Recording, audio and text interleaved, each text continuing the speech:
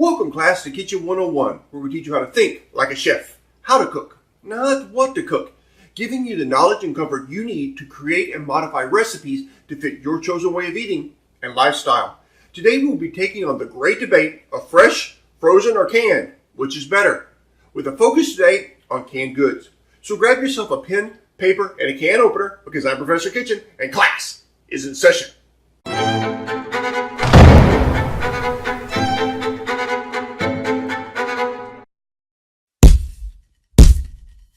Here in the second installment of our look into the great debate of fresh versus frozen versus canned, we are going to be discussing canned products.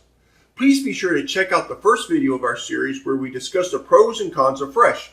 I'll put a link in the description section below. I'll also put links to some of my source data in the description in case you want to check out any of those. Like many inventions, canning came about because of war. Napoleon Bonaparte, who is reputed to have said that an army marches on its stomach, was trying to find a way to keep his soldiers in healthy rations throughout their long times away from the glories of France. In the name of the people of France, France. In 1795, he posted a reward for anyone who could come up with a way to preserve food that was useful to his army. 15 years later, Nicolas Appert claimed that prize with the first heat, sealing, and storing method. While nowhere near perfect, this method was a huge step forward. Other folks used Appert's discovery to improve upon his methods. In 1810, across the pond in England, Peter Durand developed the first method for sealing food inside of metal, in this case tin, cans to prevent breakage of the bottles.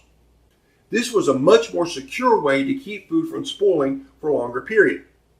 Oddly enough, the can opener wasn't invented for another 45 years. In the intervening years, people used a hammer and chisel to open cans. Not very convenient, to say the least. Both armies in the U.S. Civil War used preservation jars sealed with a metal clamp and replaceable rubber rings to feed their troops. These really awesome-looking jars can still be found in use today, but not so much for preserving as just for plain old storage. An interesting side note, Louis Pasteur, who is credited for proving that unseen organisms were what caused things to spoil and make people sick, didn't complete his first successful test on food preservation until April 20th, 1862. That's 1 year and 8 days after the first shots of the Civil War were fired. Before then, people didn't know why canning worked, only that it did. In 1858, John Mason from New Jersey invented what is today still the industry standard for home preserving, the mason jar. Now, the astute among you will have noticed that 1858 is 3 years before the start of the Civil War in 1861. If the mason jar was so much better than the metal clamp jars that were used in the war, why didn't the Union and Confederate armies use them instead? Well, that's because John Mason was a brilliant inventor, but a lousy businessman. He was so bad that in 1876, just 18 years after its invention, the patent for the mason jar was declared abandoned to the public by the U.S. Supreme Court. His Wikipedia page declares that John Landis Mason died in poverty in 1902, long before his invention became as ubiquitous as it was destined to be. Ouch. Today, modern industrial canning practices combine Louis Pasteur's preservation methods with Peter Durand's tin canning methods to make the products that we see today on the shelves. What does that mean for you, the cook? Well, first, that means that we are blessed to have a wide range of foods available year-round for our recipes. Want to make creamed corn in the spring? No problem. Just open a can and get to it.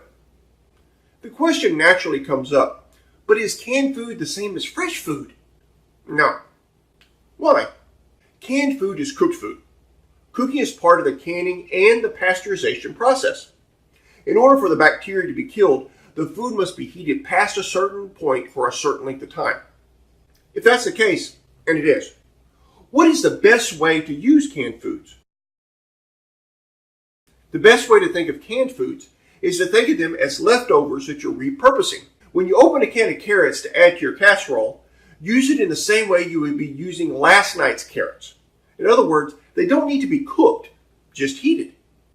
If you're making, say, a soup, using some canned ingredients, wait until the rest of the soup is cooked and then add the canned goods. Then all you need to do is wait for it to come to a simmer again and it's done. This can be a great time saver.